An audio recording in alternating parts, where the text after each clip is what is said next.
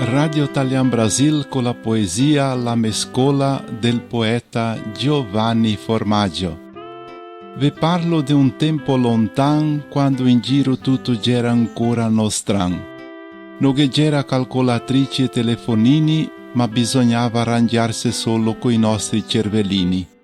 Se nasceva a scuola anche col vestito stretto, ma a tutti se che portava un gran rispetto. Parlo della mescola che la c'è ancora là, come un fantasma con le finestre sarà.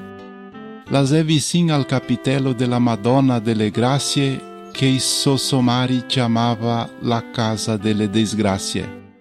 Camere grandi senza condizionamento, ma dalle finestre si vedeva i campi de formento.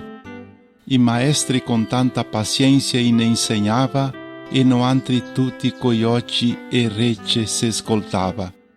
Un quadro negro, una penna e poco inchiostro, ne parea che il mondo el fosse nostro.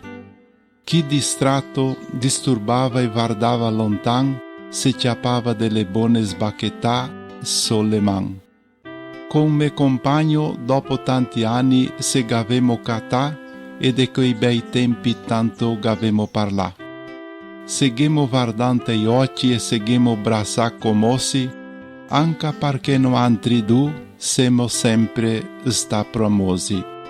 Prima di salutarsi, gemo ricordare i maestri e quei che isè na e di essere ancora qua. La Madonna delle Grazie gemo ringraziare.